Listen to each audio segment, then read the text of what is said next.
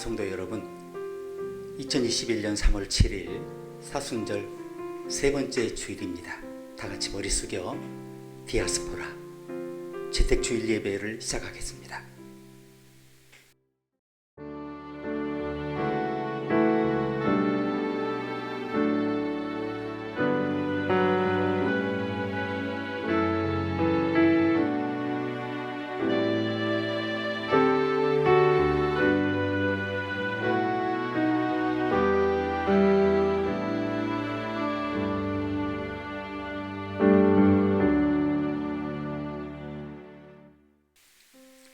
죄의 속박과 삶의 모든 염려와 괴로움과 질병의 고통에서 우리를 구해내신 생명의 주님, 이 시간 주를 바라보아 건짐을 받고 주를 의지하여 도움을 얻게 하시니 감사합니다. 거친 파도와 물결이 덮쳤으나 고통의 깊은 바다가 주의 종을 삼키지 못하고 종이 노래한 대로 주께서 큰 손을 뻗어 깊은 물속에서 건져내신 것을 송축합니다. 하나님께서 구명조를 던지시며 믿음과 능력을 주시니 그 굵고 튼튼한 밧줄로 연결된 영혼은 그 누구도 해함을 받지 않고 주와 연결된 영혼은 그 누구도 가라앉지 않을 것을 믿습니다. 소중하게 주어진 이 거룩한 시간에 주를 신뢰하는 법을 배워 다가오는 시간에 세상을 결코 두려워하지 않도록 이끌어 주십시오. 예수님의 이름으로 기도합니다. 아멘. 다 함께 찬송하시겠습니다.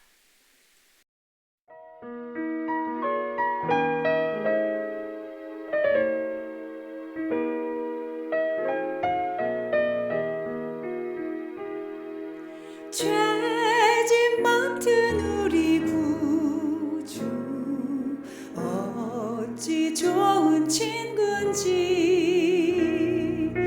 걱정 근심 무거운 짐 우리 주께 맡기세 주께 고함 없는 고로 복을 얻지 못하네 사람들이 어찌하여 아랠 줄을 모를까 시험 걱정 모든 괴로움 없는 사람 누군가 부질없이 낙심 말고 기도드려 아뢰세 이런 진실하신 친구 찾아볼 수 있을까 우리 약함하시오니 어찌 아니하랴까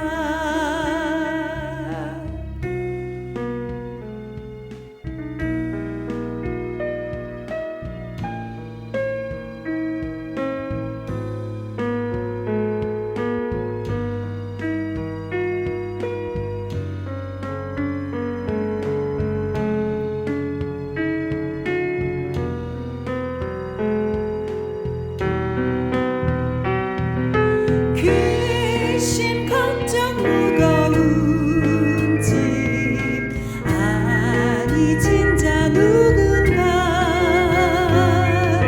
피난처는 우리 예수 주께 기도드리세 세상 친구 멸시하고 너를 조롱하여도 예수 품에 안기어서 참된 위로 받겠네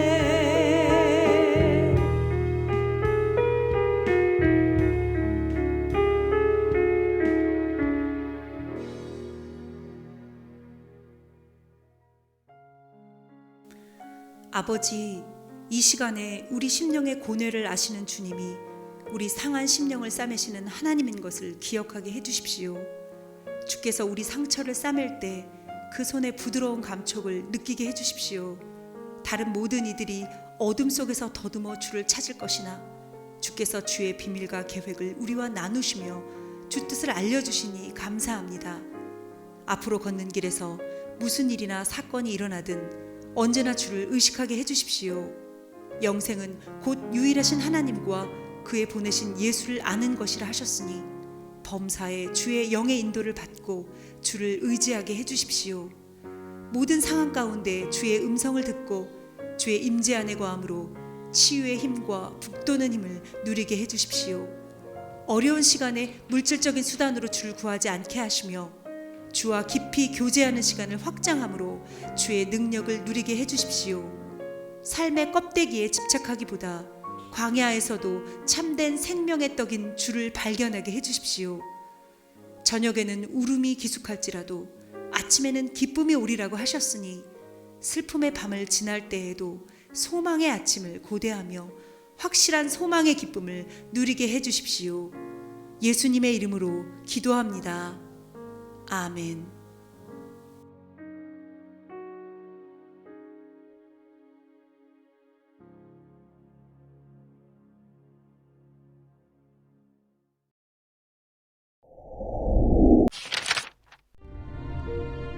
여호와 하나님이 그 사람을 이끌어 에덴 동산에 두어 그것을 경작하며 지키게 하시고 여호와 하나님이 그 사람에게 명하여 이르시되 동산 각종 나무의 열매는 네가 임의로 먹되 선악을 알게 하는 나무의 열매는 먹지 말라. 네가 먹는 날에는 반드시 죽으리라. 그런데 뱀은 여호와 하나님이 지으신 들짐승 중에 가장 간교하니라.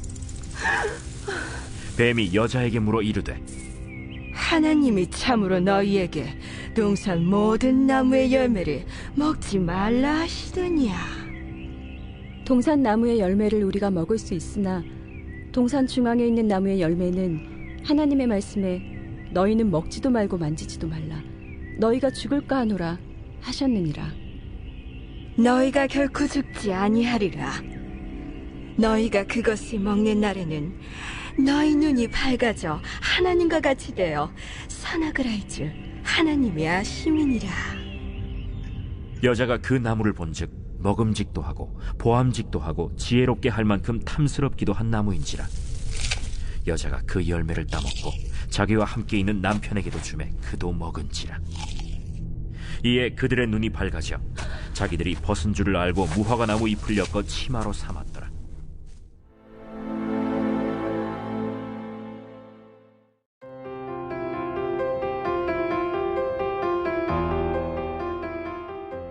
사순절 세 번째 주일 예배에 들어오신 것을 환영합니다. 전 세계적으로 사순절을 반성과 준비 시간으로 축하하고 있죠. 우리는 예수님의 십자가 죽음을 묵상하고 삶을 변화시키는 놀라운 부활의 기쁨을 축하하기 위해 준비하는 시간으로 보내고 있습니다. 전통적으로 우리는 우리 마음을 돌아보고 죄를 회개하고 우리를 대신해서 죽으신 예수님의 희생을 다시 기리는 의미에서 우리 자신을 포기하는 것으로 사순절을 기념하죠. 루이지애나에서 신학을 가르치고 있는 콜린 맥아이버 박사는 우리가 사순절을 위해 포기할 수 있는 몇 가지 목록을 제시해요. 그는 우리가 너무나 편안함에 의존해 있어서 따뜻한 샤워나 안락한 침대 위에서 이 절기를 시작한다고 지적하죠. 그는 가장 먼저 우리가 차량을 탈 때 기독교 방송의 채널을 고정할 것을 제안합니다. 자, 우리가 우리 마음을 살펴보기 위해 더 자주 하나님의 말씀 아래 조명 아래 머물러야 하기 때문이라는 거죠. 그 다음으로 그는 넷플릭스를 제한하라고 요청합니다. 자, 우리는 종종 과도하게 엔터테인먼트에 노출돼서 영이 마비돼요. 더 유용한 목적에 사용될 수 있는 시간을 낭비한다는 거죠. 그런 다음 그는 허영심과 자기 중심적인 삶을 부추기는 거울을 좀 덜 들여다보라고 제안하죠. 우리에게는 화장을 줄이라는 의미로 들립니다. 마지막으로 그는 유튜브와 TV 리모컨을 멀리하라고 제안하죠. 지난해 미국의 트위터 회사 직원들은 사순절이라는 단어와 포기라는 단어가 함께 언급된 4만 4천 개 이상의 트윗을 분류해서 가장 인기 있는 단어 5개를 찾아냈어요. 자, 사람들이 생각하기에 사순절에 포기해야 할 상위 5개의 그 목록은 다음과 같습니다. 첫째는 페이스북이나 인스타그램 같은 소셜 네트워킹이고요. 두 번째는 술, 세 번째는 트위터, 그리고 네 번째는 간식, 그리고 마지막으로 이상하게 사순절에 포기해야 할 5번째 인기 있는 단어는 사순절 그 자체였어요. 자, 이로써 사람들이 자기를 돌아보고 누군가를 위해 희생한 것을 얼마나 싫어하는지를 우리가 알 수 있어요. 그래서 사순절은 사람들에게 정말 불편한 계절이죠. 그러나 실제로 역설적으로 그렇게 되어야 해요. 40여일 동안에 우리의 죄가 얼마나 하나님으로부터 우리를 분리시켰는지, 그리고 하나님께서 그 분리를 치유하기 위해 얼마나 많은 대가를 지불했는지를 돌아보아야 해요. 우리 중 많은 사람들이 사순절에 우리 자신을 포기하지 않는 가장 쉬운 방법을 알고 있어요. 바로 구글입니다. 최근 영국 런던에서 나온 한 연구에 따르면 평균적으로 한 어린이가 매일 73개의 질문을 던진다고 해요. 근데 문제는 그중 절반에 대해 부모가 답변할 수 없는 힘든 것이라고 합니다. 그래서 부모들이 그 질문에 대해 고민하고 성경에 찾기보다 구글을 검색한다는 거예요. 아이들이 가지는 73개의 질문, 그게 뭘까요? 가장 일반적인 질문은 사람들이 왜 죽어요? 그리고 저는 어디에서 왔어요? 하늘은 왜 파란색이에요? 하나님은 누구예요? 우리가 감당할 수 없다는 게 무슨 뜻이에요? 이런 질문을 아이들이 한다는 거죠. 많은 부모들이 사순절에 자기를 포기하고 예수님 안에서 성경 속에서 이 질문의 답을 구하기보다 쉽게 구글 속에서 답을 얻으려고 한다는 거죠. 우리는 인생의 문제에 대해서 대답을 듣지 못해 생기는 긴장감을 좋아하지 않는 것 같아요. 지난 몇 년 동안에 미국에서 심령 서비스 산업이 엄청나게 부흥했어요. 한국도 마찬가지 아닙니까? 미국 노동통계국이 심령 서비스를 주요 산업으로 간주한다는 사실을 아십니까? 여기에는 모든 종류의 운세를 이렇게 예견해주는 사람들이 포함되어 있어요. 이 사람들이 어떤 사람들입니까? 미래를 볼 수 있고, 그리고 우리가 품고 있는 어떤 질문에 대답할 수 있다고 말하는 사람들이죠. 이 노동통계국은 경기 침체를 겪으며 이 산업이 엄청난 성장을 이루었는데, 그들이 벌어들이는 돈이 1년에 수십억 달러에 달하고, 그들의 주 고객이 다른 사람이 아니라 무신론자, 불가지론자, 그리고 그 포춘 선장 500대 기업, 예를 들어 구글 같은 그런 회사의 유명한 중역들이라는 사실을 이렇게 이야기합니다. 그렇습니다. 대답할 수 없는 질문이 우리 삶을 방해해요. 특히 하나님의 계획에 대해 대답을 들을 수 없을 때 우리는 큰 불안감에 빠져요. 이같이 대답을 들을 수 없는 질문으로 인한 스트레스, 불안이 바로 성경 이야기의 뿌리입니다. 창세기 1, 2장에서 하나님은 빛과 생명, 질서와 평화, 풍요와 아름다움의 장소로 우주를 창조하셨죠. 그런 다음 그 우주의 외딴 행성에 온갖 종류의 그 좋은 음식 재료가 심겨진 아름다운 정원에 최초의 인류를 살게 하셨어요. 그곳은 인류의 집이었고 안전을 지켜주었고 모든 필요가 공급된 최적의 장소였죠. 인류는 그곳에서 굶주린 유목민처럼 음식이나 은신처를 찾아 헤맬 필요가 없었어요. 인류는 이 땅에 난민으로 시작하지 않았어요. 창세기의 창조예계를 읽고 나면 각 나라를 배회하는 난민들의 슬픈 상황이 하나님이 의도하신 것과 정반대라는 사실에 놀라게 되죠. 하나님은 우리가 집도 없고 무력하고 보호받지도 못하고 살아남기 위해 자원을 닥치는 대로 사용하는 것을 전혀 의도하지 않으셨어요. 하나님은 우리가 그분의 임재와 풍성한 공급 아래 살도록 의도하셨어요. 이제 하나님은 사람에게 명령하셨죠. 동산 각종 나무의 실과는 내가 임으로 먹되 선악을 알게 하는 나무의 실과는 먹지 말라. 내가 먹는 날에는 정령 죽으리라. 여기서 중요한 질문 하나를 품게 됩니다. 누군가 이 창세기 이 첫 부분을 읽었다면 전에 하나님에 대해 들어본 적도 없고 하나님에 대한 그런 기초 지식도 없지. 어떻게 이 최초의 인간이 하나님의 본성과 성품을 알 수 있었겠느냐는 거죠. 그럼에도 불구하고 이것은 정말 중요한 질문이에요. 하나님의 성품에 대한 우리의 믿음이 우리의 정체성을, 그래서 우리의 삶의 모든 영역에 결정적 영향을 미치기 때문입니다. 한 기자가 칼빈주의 신학자 스프롤에게 물었어요. 세상에서 가장 큰 영적 필요가 뭡니까? 스프롤은 단호히 이렇게 말했어요. 오늘날 사람들의 삶에서 가장 필요한 것은 하나님의 정체성을 발견하는 것이라고요. 우리 성도들이 하나님의 성품 그리고 본질을 진정으로 이해한다면 그들의 삶에 위대한 혁명이 일어난다는 것입니다. 그렇다면 오늘 본문에서 하나님의 본성과 성품에 대해 무엇을 배울 수 있습니까? 첫 번째, 창조 이야기는 우리에게 하나님의 선하심을 보여줍니다. 누군가 과거에 하나님에 대해 들어본 일이 없이 하나님에 대한 기초 지식도 없이 창세기의 첫 장을 알게 되었다면 그는 가장 먼저 하나님의 선하심에 압도되었을 것입니다.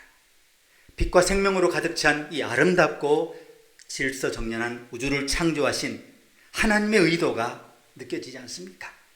인간을 창조하시고 풍성한 식량으로 축복하시고 하나님과 인격적인 관계로 우리의 모든 두려움과 불안을 원천적으로 제거하신 하나님의 선하심을 볼 수 있지 않습니까? 디트리 보네퍼는 제2차 세계대전에 나치에 맞선 독일 목사였죠. 1943년 그는 나치 게슈타포에 체포돼서 투옥된 후 강제 수용소로 옮겨져 1년 뒤 처형됐죠. 처형되기 며칠 전에 보네퍼는 자신의 가장 친한 친구에게 편지를 썼어요.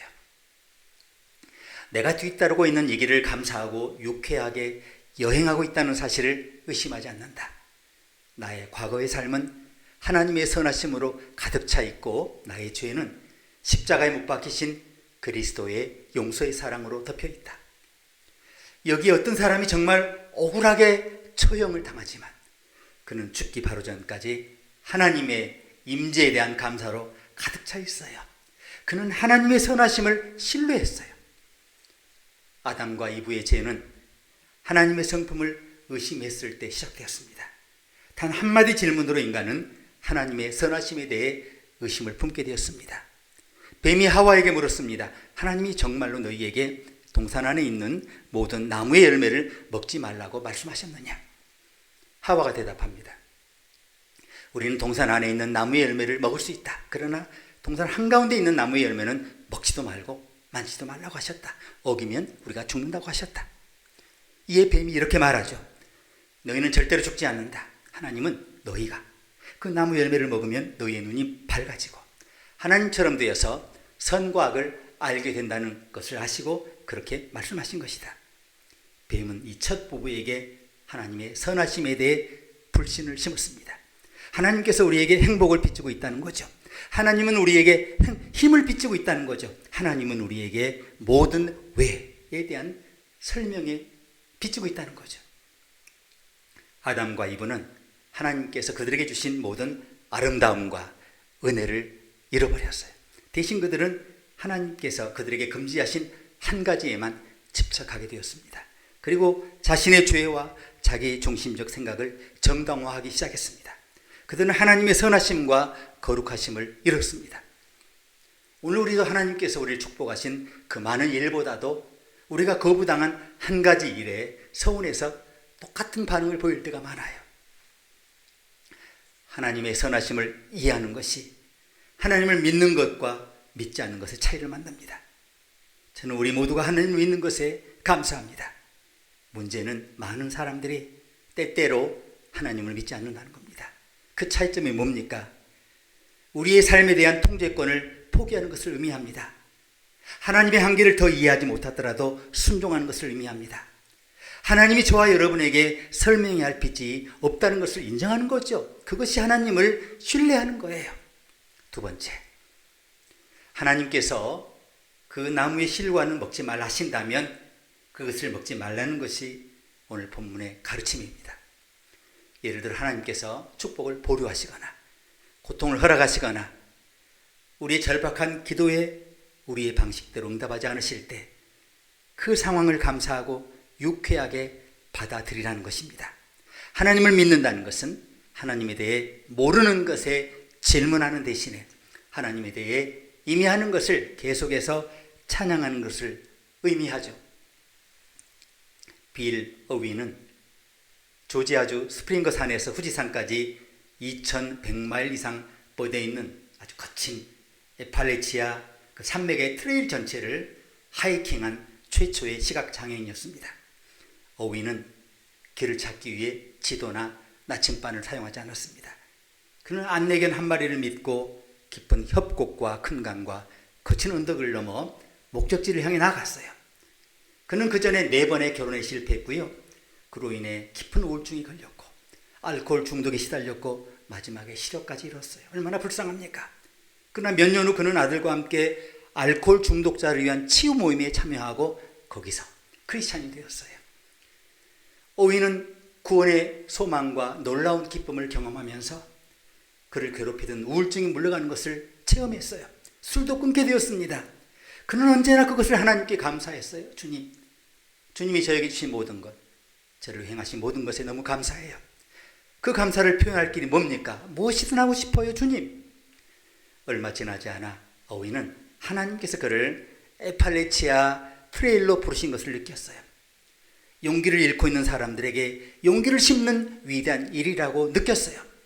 그는 캠핑이나 트레일을 좋아하는 아웃도어맨이 아니었어요. 산길을 다녀본 일이 없었어요. 근육이 좋지 않았죠. 운동량도 많지 않았어요. 무엇보다 그는 완전히 시력을 잃은 사람 아닙니까? 그런데 왜 세상에서 그 많은 사람 가운데 그가 그렇게 위험한 일을 해야 했을까요? 그는 하나님께서 용기를 잃은 사람들에게 자신을 통해 용기를 심어주는 일을 위해 부르셨다라고 확신했어요. 그에게 하이킹은 그 자신뿐만 아니라 모든 사람에 대한 구원의 행위였어요. 그는 이 위대한 하이킹을 정복한 후에 교회가 있을 때마다 고린도 후서 5장 7절을 인용했어요. 자, 우리는 보이는 것이 아니라 믿음으로 걷는다. 그는 평생의 이 구절을 붙잡았어요. 이 구절에서 엄청난 은혜를 누렸습니다. 이제 여러분에게 묻습니다. 우리는 여전히 하나님의 선하심을 의심하는 그런 단계에 갇혀 있습니까? 아니면 하나님을 신뢰하는 단계로 나아가고 있습니까? 저와 여러분은 사순절의 상징들, 예를 들어 채찍, 못, 가시관, 십자가, 다 우리 삶의 불편한 얘기들이죠. 그러나 그런 불편한 상징들을 통해서 하나님의 선하심을 확실히 느끼고 있습니까? 창조 이야기는 우리에게 하나님의 선하심을 보여주죠. 동산에서 아담과 이브의 죄는 하나님의 성품, 그분의 선하신 인도하심을 의식했을 때 시작되었어요. 하나님의 선하심을 아는 것이 하나님 믿는 것과 믿지 않는 것에 엄청난 차이를 만들어내요. 이제 다시 저와 여러분에게 묻습니다. 여러분은 하나님의 선하심을 믿습니까? 저와 여러분은 우리의 생명을 그에게 바칠 만큼 그를 신뢰합니까?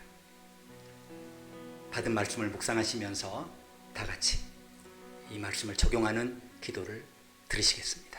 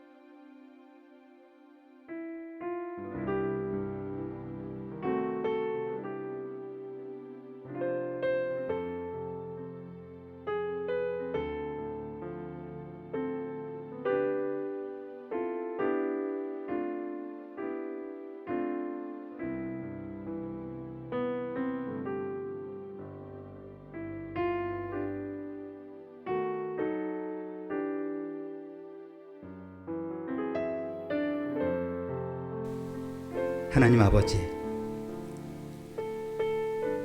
이 거친 바다, 거친 산맥을 걷는 저희들에게 하나님의 선하신 부르심과 그에 대한 감사로 충만하게 하셔서 두려움 없이 앞으로 나아가게 하신 것을 감사합니다.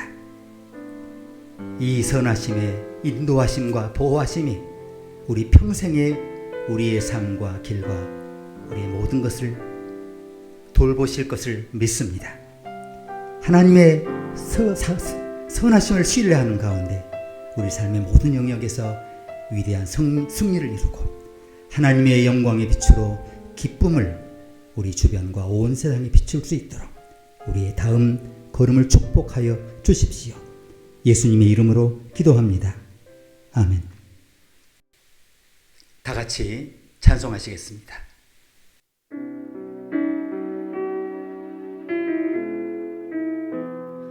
날마다 숨쉬는 순간마다 내 앞에 어려운 일 보내 주님 앞에 이 몸을 맡길 때 슬픔 없네 두려움 없네 주님의 그 자비로운 손길 항상 좋은 것 주시도다 사랑스레 아픔과 기쁨을 수고와 평화와 안식을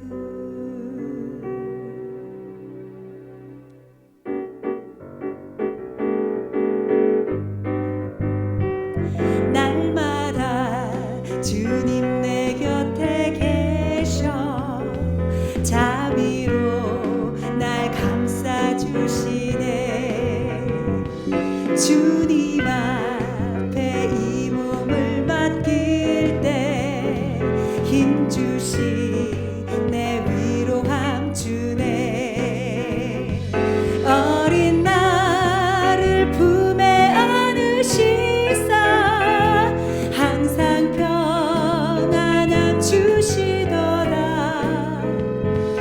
내가 살아 숨을 쉬는 동안 살피시나 약속하셨네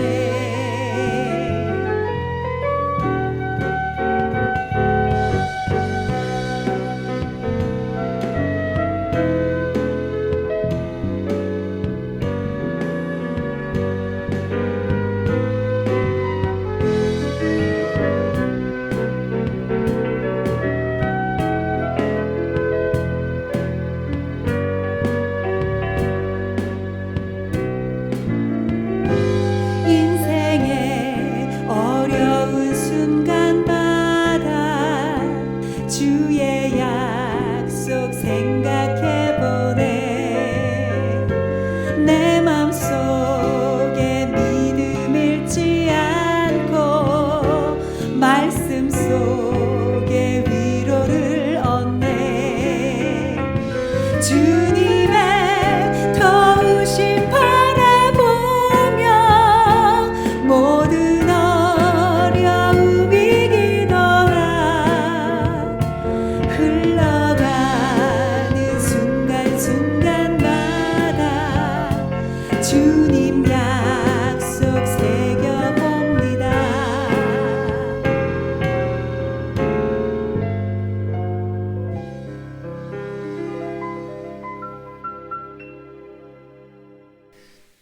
다 함께 기도하시겠습니다.